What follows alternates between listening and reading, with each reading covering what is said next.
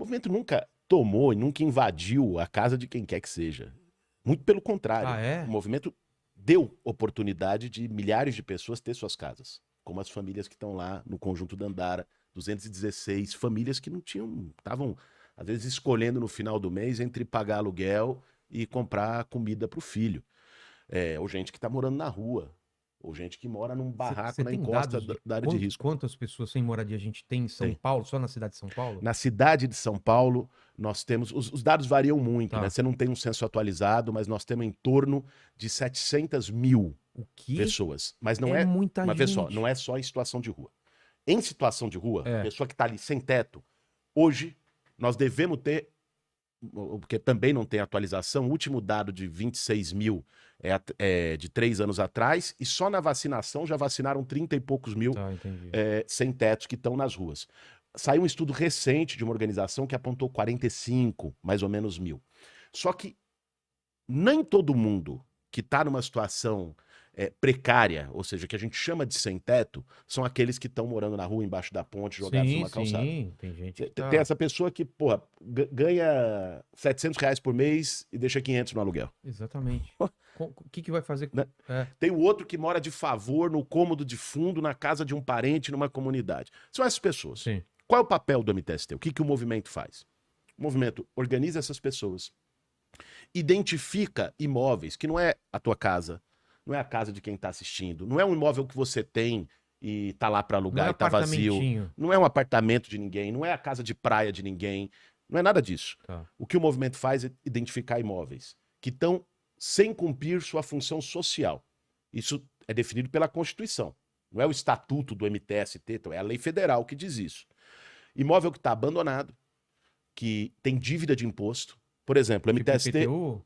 De PTU. O MTST fez uma ocupação agora, semana passada, em Guarulhos, de um imóvel que tinha 7 milhões de reais de dívida de IPTU. O que era o imóvel? É um grande terreno abandonado. Ah, é um terreno. Um terrenão. Que estava abandonado, cheio de mato. Muitas vezes era fonte de insegurança para a comunidade que passava ali. Né? Aí uma mulher vai lá e passa a noite, o risco de sofrer uma violência. 7 milhões do quê? 7 milhões de IPTU. O cara não paga IPTU há anos. Caramba, e por que não executa? Não tem um jeito de executar? Aí eu vou chegar aí. Tá. Qual que é a questão? Esses imóveis que estão sem cumprir função, abandonados e com dívida, Certo. eles estão numa situação ilegal. O que o governo deveria fazer de acordo com o Estatuto da Cidade, que é uma lei de 2001? Falou, ó, tem um imóvel abandonado? A prefeitura daquele município tem que notificar esse imóvel. O proprietário, dizer o proprietário, faz alguma coisa com ele. Você vai me pagar? Não vai? É isso? Não, assim, você tem que pagar IPTU, você tem que dar um uso para esse terreno. Tá. Né? Você não fez nada, aí começa a incorrer um IPTU mais alto, que chama de IPTU progressivo. Aumenta a dívida, se o proprietário não fez nada. Tá. Se depois de 5 anos ele deixar o terreno abandonado, a prefeitura pode tomar esse terreno por um mecanismo chamado desapropriação-sanção. Desculpa a pergunta, pode ser idiota, mas o cara não pode ter um terreno vazio porque ele quer e pagando todos os impostos, ele não pode ter? No Brasil, não. Ah, é? No Brasil, a Constituição garante o direito... Nem sei porque ele teria também, mas... Não, mas enfim, é que tem pela especulação imobiliária. Ah, tá. A Constituição garante o direito à propriedade, mas ao mesmo tempo a Constituição diz que a propriedade tem que ter uma função social.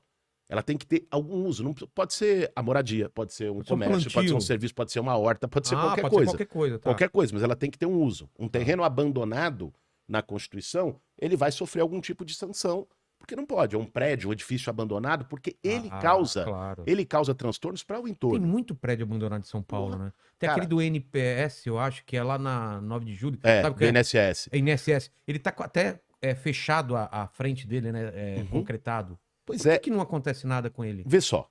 Você sabe qual que é esse, né? Sei qual é. Tem vários, né? São quase 40 mil imóveis abandonados no centro expandido de São Paulo. Daria para atender quase toda a população que mora na rua hoje. Faz tempo que tá assim aquilo lá. Muito tempo. Agora, vê só. O Estatuto da Cidade diz que a prefeitura deveria fazer a desapropriação-sanção. Certo. Por que o governo não faz nada? É. Não faz porque muitos dos proprietários desses imóveis não é o seu João, o seu José, o herdeiro do espólio de não sei quem. O proprietário desses imóveis, muitas vezes, são grandes empreiteiras, fundos imobiliários. É um fundo lá de Dubai, é um fundo de não sei onde, que usa esse imóvel para especular. O que é a especulação imobiliária?